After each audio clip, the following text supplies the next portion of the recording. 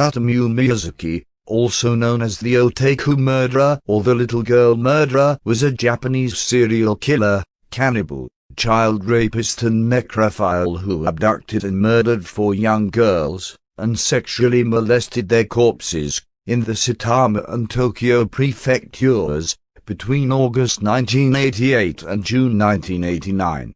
His crimes included not only kidnapping, murder, and necrophilia, but also vampirism and the preservation of body parts as trophies.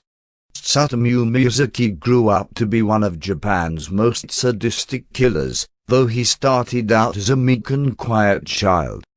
Born prematurely in August of 1962, with a birth defect that rendered him unable to bend his wrists completely, Miyazaki spent most of his early childhood alone as the victim of bullying for his deformity. Miyazaki kept to himself and rarely participated in social events or made many friends. He often hid his hands in photographs out of embarrassment. He did seem to delight in drawing and comics while alone at home. Though he wasn't a social student, he was a successful one, and he ranked in the top 10 of his class. He moved from elementary school to high school in Nakano, Tokyo, and remained a star student with the hopes of becoming a teacher. These hopes were not realized. Miyazaki's grades miraculously plummeted. He went to 40th out of 56 in his class and as such, did not matriculate into major university. Instead, Miyazaki was forced to attend a local junior college and to study becoming a photo technician instead. It is unclear exactly why his grades fell so swiftly, though it may have had to do with his family life. The Miyazaki family was quite influential in the Itsukaichi district of Tokyo. Miyazaki's father owned a newspaper. Though he was expected to take over his father's job when he retired, Miyazaki expressed no interest in doing so.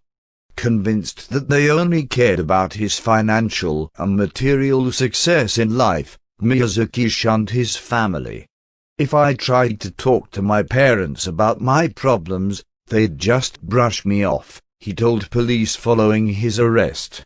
The only person he didn't excommunicate was his grandfather, who he felt was the only person that cared about his personal happiness. He felt his younger sisters despised him, but felt he had a closer relationship with his older sister. Then, in 1988, his grandfather died. In Miyazaki's mind, the worst had happened. Looking back, this is what experts believed was his tipping point.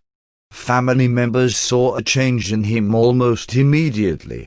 They reported that he'd begun spying on his little sisters while they showered, then attacked them when they confronted him. At one point he even attacked his mother. Miyazaki himself also admitted that, after his grandfather was cremated, he ate some of the ashes in order to feel more close to him.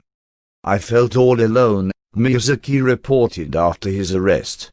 And whenever I saw a little girl playing on her own, it was almost like seeing myself.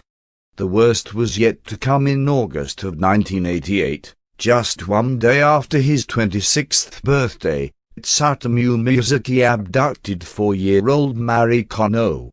According to Tsutomu Miyazaki, he simply approached her outside, led her back to his car, then drove off. Then, he murdered the young girl, and raped her. He left her naked body in the woods, returned home with her clothing. For several weeks he let the body decompose in the woods, checking on it periodically. Eventually, he removed her hands and feet and kept them in his closet. In the weeks following the young girl's disappearance, he also sent the family the aforementioned box of evidence with the ominous note. In October of 1988, Miyazaki abducted a second little girl. His second victim was 7-year-old Maizami Yoshizawa, who he spotted walking home along the road. He offered her a ride, and then, just as he had with Mari Kono, drove her to a secluded wood and killed her. Again, he sexually assaulted the corpse and left it naked in the woods while he took the victim's clothing with him. Within the next 8 months, the murderer would escalate as 2 more children would go missing, both young girls, and both in the same manner. 4-year-old Erika Namba was abducted, like Yoshizawa, while walking home along the road. This time, Miyazaki forced her into the car, and to take off her own clothes in the back seat. Miyazaki took photos of her, murdered her, and then tied her hands and feet. Rather than leave her body at the murder scene, he put her in the trunk of his car under a bed sheet. Then, he dumped her body unceremoniously in a parking lot and her clothes nearby in a wood.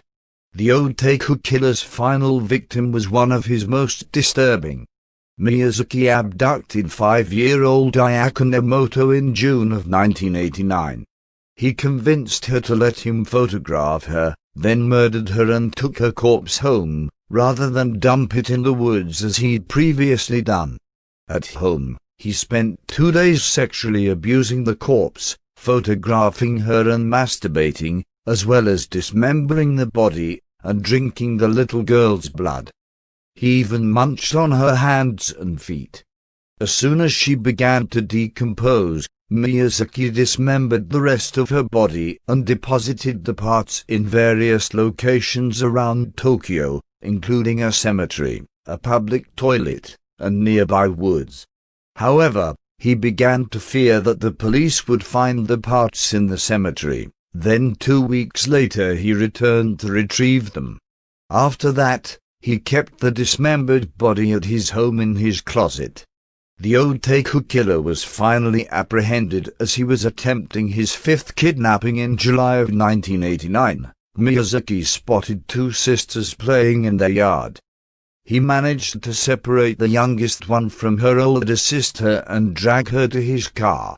The older sister ran to get her father, who arrived to find Miyazaki taking photos of his daughter in the car. After arresting him, they organized a search of his car and apartment, which turned up incredibly disturbing evidence. In Miyazaki's apartment, police found over 5,000 videotapes, some of anime and slasher films, and some homemade videos of himself abusing corpses. They also found photographs of his other victims and pieces of their clothing. And, of course, they discovered the body of his 4th victim, decomposing in his bedroom closet, her hands missing. Throughout his trial, Tsutomu Miyazaki remained incredibly calm. When asked about his crimes, he blamed them on Ratman, an alter ego who lived inside him and forced him to do terrible things.